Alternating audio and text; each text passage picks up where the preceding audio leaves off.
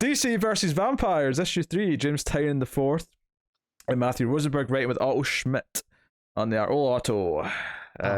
Schmidt. I will just say, this was a tragedy, in the best way. Oh, sure. Okay. I felt emotions through this whole book. I will say, right, I'm going to slightly nitpick at Schmidt's art, just a touch. Is that I do feel like as the book went on towards the end, like I think there's a scene towards the end where Justice League meet up. I felt the art. I don't want to say sloppy. That doesn't feel right, but it felt like there was less detail than it has. I typically associate with Schmidt's work. So it was more like a sketch for your sketchbook. Yeah, to the point. I honestly thought there was a fill-in who was mimicking his style as opposed to it still being Schmidt at the end, which maybe sounds harsh. I don't mean it to sound too harsh because it still looks Schmidt-esque, but yeah, you know, I felt a bit of a change towards the end of the book. I don't know if Carter's scowling at me, so no, I'm just trying to figure out what maybe it could be. I'm just because I don't know if there is less detail. I'm looking at it now because I don't think of Schmidt as the most detailed artist in the world. I tend to find detail's not the right. His poses and expressions tends to be what makes something Schmidt, and fairly loose inks as well. Tends to be what I relate to him as, and so I think part of it might be that the coloring in that Justice League meeting is so bright and colorful versus the shadowier world of Gotham that a lot of the book is in, or even the Ollie and Dinah stuff, which feels like, you know, classic Green Arrow rebirth stuff. But like even once he gets to the Hall of Justice, I see what Pete's talking about. It does change from, look at that Ollie and Dinah scene, looks straight like it came from, you know, Green Arrow. Yeah. Right? From the Percy run that we all love. To this, where it feels like he was definitely on a deadline for 2 pages.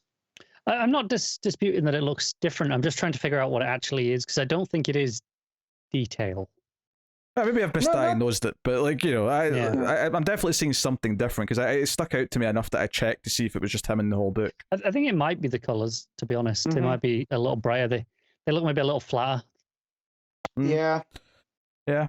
So the book starts off with the crime scene where Barry died, and that scoundrel Hal is like gaslighting around, sort of making it all seem like they're working together. Hal's doing the shooting meme of who could possibly have done this. Yeah.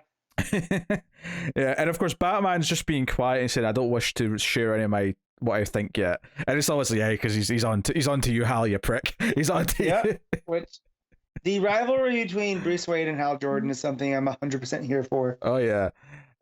It's fun stuff, and there's a lot of Gotham stuff in this issue that we cut back and forth to.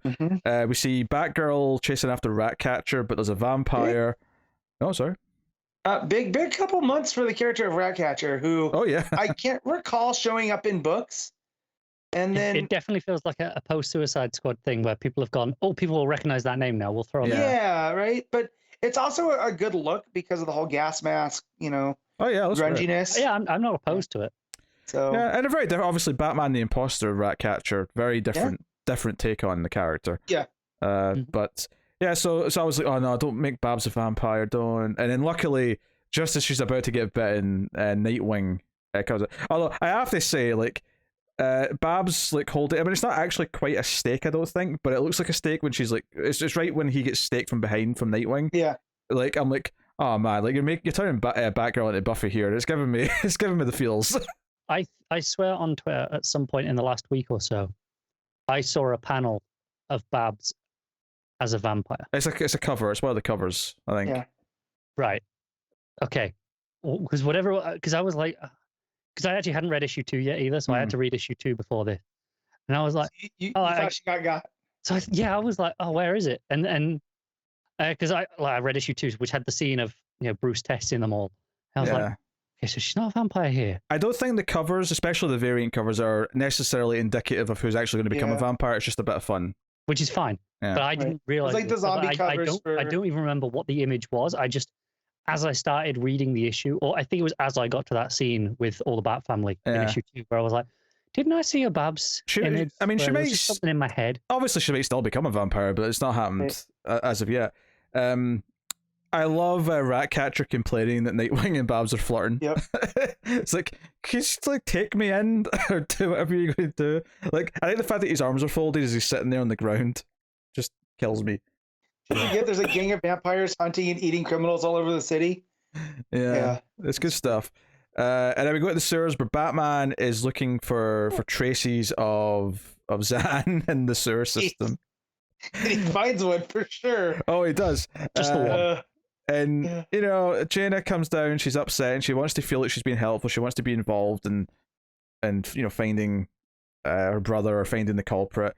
And what Joe I love about this though is Batman establishes that he was turned into a liquid of some kind because of like how he was left in the drain pipes or whatever. Yep. And she's like, but how can he turn into water without me? Like twin powers and all that jazz. And all I'm thinking, giant blender, giant blender. Yeah. Which he brings up by, you know, that it took a really hard to be able to liquefy bones. It takes you know, metal harder than we have here, which would mean it had to be made from light. And it's a really good detective moment from Batman. Yeah, he's putting things together. Obviously, we see Penguin being chased by some vampires. Runs into Zatanna, who turns out to already be a vamp herself. So that's all super dark. This was very, you know, I mean, it's I don't think it's like. Of course, some of this is going to casually remind me of American Vampire at times, but I think the gangs of vampires. I think it's because Penguin, like a lot of the old vampires in the early American vampire stories, are they're kind of like Penguin. They're kind of like the rich, like fat guys. So like kind of Victorian style. Yeah. Right? Yeah. So I got a little vibe of that. Then we have the scene where Wonder Woman is at the crime scene where Barry died, and Hal shows up. Again, he tries to gaslight, and he tries to kind of like almost manipulate her by saying, "Hey, Barry had a crush on you. We all kind of do. You're like a goddess." And I love that Diana does not fall for a second of this, and she immediately wraps him in the lasso and like gets him to reveal that he's a vampire. And she says something really. She's like, you know, I thought I lost one friend today, but I've actually lost two. And it's like, damn, you're hitting me. But then it reveals that the vampire hypnosis will work even with the lasso on, and he gets Wonder Woman. I was so mad. Which, it makes sense because there's no reason it should, right? You know, prevent hypnosis because he's saying what he believes to be the truth. Still, right? Yeah. Right, and that's what he talks about. Is that's the thing with hypnosis is it's not a lie. It's revealing vulnerabilities. I think, of course, earlier on, we you know, Babs almost got bit and she was saved at the last second, so you're kind of hoping for it again at this point, but it doesn't happen. This one, no, we lose. And I think the it's character. important. Like you have to lose characters in this book, otherwise you lose the stakes. You do, but it's like I had questions with Wonder Woman, being that she is a goddess. Would whatever form these vampires are, would that be able to infect Diana? Right. Partly so. Partly. Yeah, well, that's what we find out at the end, because I was like, what if he goes to bite her and his teeth can't sink in? Yeah. Right. Yeah, so, I think, and also the other thing is, you know, between the Bat family and, you know, Ollie and Dinah, is that we're putting ourselves into a position where all characters who are going to have to fight the vampires are mostly going to be the ones without powers, which just makes for a better story, you know? Yeah. Puts them in the vulnerable side. It makes them like have to fight harder. You know, it's just smart storytelling. In fact, Dinah and Damien were into. They basically shop at Penguin's murder scene, and neither one believes the other one's not a vampire. so they start fighting. Huh? She steals some of Damien's blood to go and prove that if he's human or not. They just need to carry around little bottles of holy water and just spritz each other. Yeah, you're good. Yeah, like a little spray bottle. Like, you know how when you're done with the cleaning liquid, so you just put some spray in it for like casual use. Yeah. So put some holy water in it. They've definitely got enough powders on the belt to fit on a little bottle. Oh, for sure. Just a little one, just enough to like, you know, get, you know, a couple of sprays out of it at a time that you just like, all right, I can check this person. Yeah, it's not holy water tea, like Alfred sure. did. Yeah, that's a tactic. Batman dives out of the sewer and finds a toe, I think it is. Just comically dark. I'm sorry, it's all I could find. I felt so bad for laughing. Yeah. But yeah, so Batman's sort of like getting that, like, whoever it is must have made it out of light. So he's on the right track. And then we follow Babs to Ollie and Roy, and there's Dinah. Keep saying Babs. Sorry, I keep saying Babs. Sorry. It's a bird. It's another bird. Yeah. It's the birds of prey. There are a lot of birds. All right. Look, so Dinah goes to them. There's a running joke here where she doesn't know the password to get in. but there's actually a really nice joke here where he's like, yeah, but what if you turned into a vampire? And she's like, if I did know the password, I get turned into a vampire, I'd still know the password. Yeah. He's like, oh, that actually makes a lot of sense. That works in body switch movies, like pod people type. Yeah. But not so much this, yeah. Yes. So they're basically debating like who to trust. Maybe like the Bat family could be trusted. We're going to have to like try really hard and figure out who. You know, it was Robin acting weird. Well, he's already pretty weird, you know. Yeah, I love how dismissive Ollie is of Damien. Yeah, that's not an act. Just he is weird. Yeah. So.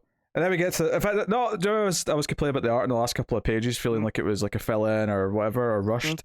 Is that the other thing that I forgot about until I've looked at it again now, is the sideburns on Superman. He's got like an Elvis haircut going.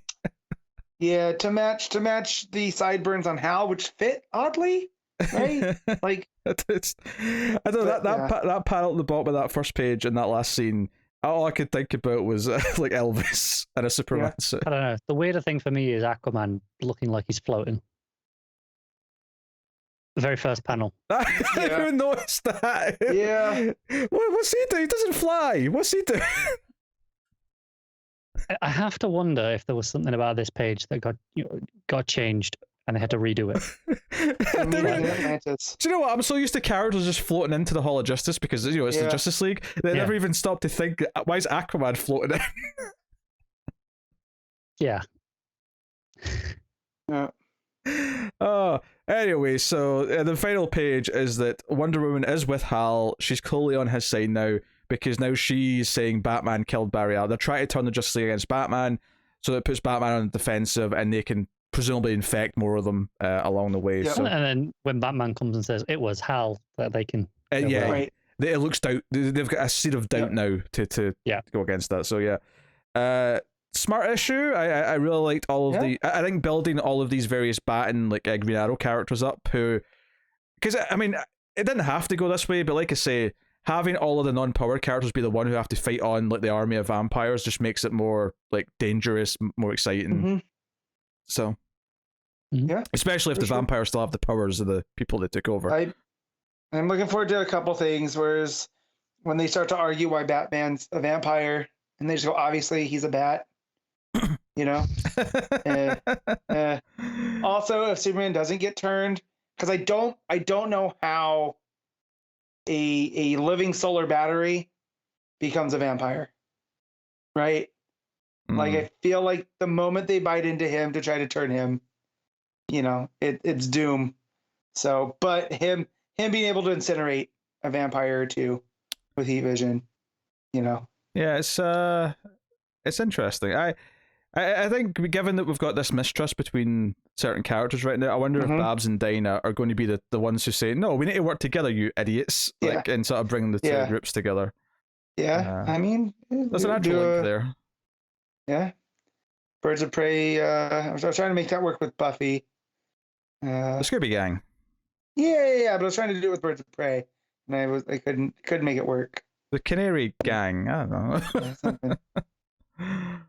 But you know, it's a whole lot of fun, and the art is the whole. I mean, there's the way that Schmidt like poses some of them, like at the diner at the end. It just, there's something really dynamic about it that I can't really put my finger on. Yeah, honestly, it's just those last couple of pages in the Hall of Justice are a bit weak and weird. Yeah. I've noticed Aquaman flying, but the rest of it looks great for sure. Yeah. So yeah. So if it's just a case of we had to like rush out a couple of pages to finish the book on time, then it's a shame, but it's not like the end of the world. Yeah. It's almost like, you could have delayed it a week, but then you can see DC going, it's not worth delaying a week for the sake of 2 pages. Yeah, I mean, if they did change, like maybe it's that he's already done the next, he's already halfway through the next issue. It's like, you have to go back and like do 2 new versions of these last pages, and that's why it's a bit dodgy. I don't know, but hey, that is what it is. Matt, what are you rating DC versus Vampires issue 3? Yeah, it was an 8. Connor? Yeah, same. Yeah, I agree with the 8.